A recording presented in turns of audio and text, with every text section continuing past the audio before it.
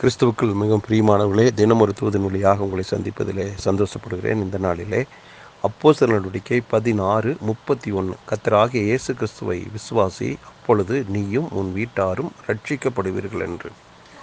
நம்முடைய ரட்சிப்பே நாம் ஆண்டவர் மேல் வைத்த விசுவாசத்தின் அடிப்படையில் அவருடைய கிருபையினால் தான் நாம் ரட்சிக்கப்பட்டோம் என்பது நமக்கு நன்றாக தெரியும்.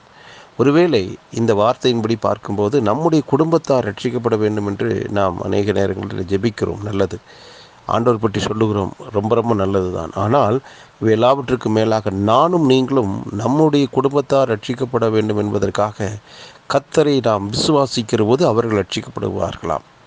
என்னவென்று நாம் விசுவாசிக்க வேண்டும்? ஆண்டவராகிய இயேசு கிறிஸ்துவினுடைய பாவங்களை ஏற்றுக்கொண்டு, நான் அடைய வேண்டியதான தண்டனையை அவர் ஏற்றுக்கொண்டு, என் பாவத்துக்கான மரண தண்டனை அவர் ஏற்று மரித்து 3ஆம் நாள் உயிரோடு எழுந்தார், இன்றைக்கும் உயிரோடு இருக்கிறார் என்று நானும் நீங்களும் அவரை பற்றி விசுவாசிக்கிற போது அந்த ரட்சிப்பு வருகிறது நமக்கு.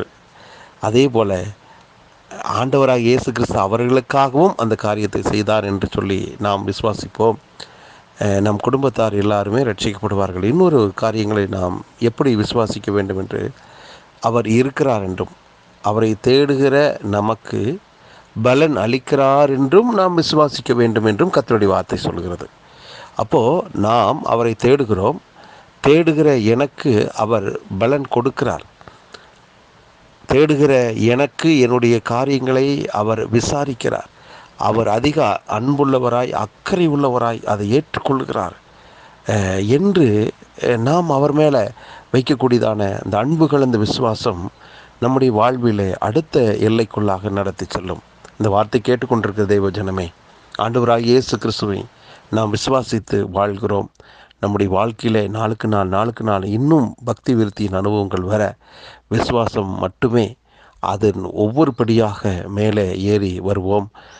விசுவாசம் வளர்வதற்கு ஆண்டவருடைய வார்த்தை தான் நமக்கு ரொம்ப ரொம்ப முக்கியம். இந்த வார்த்தையை நாம் ஏற்றுக்கொண்டு அதை அறிக்கை செய்த நமக்குள்ள அந்த விசுவாசம் வளரும். வாய் விட்டு அந்த வார்த்தை சொன்ன காரியங்கள் நடக்கும். அதே போல் அவர் இருக்கிறார் என்று விசுவாசிப்போம். நம்முடைய வாழ்க்கையில் இதுவரை பார்த்திராத புதிய எல்லைக்குள்ளே நாம் போவோம், நாம் வெற்றி அடைவோம். இந்த நாள் உங்கள் வாழ்விலே ஒரு வெற்றி நாளாக இருப்பதாக. பரலோக பிதாவே, நீர் அனுப்பின குமாரனாகிய இயேசு கிறிஸ்துவை நாங்களும் விசுவாசிக்கிற போது எங்கள் குடும்பத்தார் ரட்சிக்கப்படுகிறார்கள். விசுவாசமே எங்கள் வாழ்வினுடைய அடுத்த எல்லைக்குள்ளாக அழைத்து செல்லக்கூடிய ஒரு நல்ல பாதையாக இருக்கிறது. இந்த வார்த்தை கேட்டுக்கொண்டிருக்கிற ஒவ்வொருடைய வாழ்விலும் அவங்களுடைய ஆண்டவரே அவங்க ஆவிக்குரிய வாழ்விலே கர்த்தருடைய வார்த்தை குறித்தான ஒரு தாகமும் பசியும் உண்டாகட்டும். அதன் மேலே விசுவாசம் வைத்து வாழ்க்கையில் வெற்றி அடைவார்களாக. ஒவ்வொருவரையும் இந்த நாளிலே மனதார வாழ்த்தி ஆசீர்வதிக்கிறேன். இயேசு கிறிஸ்துவின் நாமத்தில் ஜெபிக்கிறேன் நல்ல பிதாவே, ஆமென்.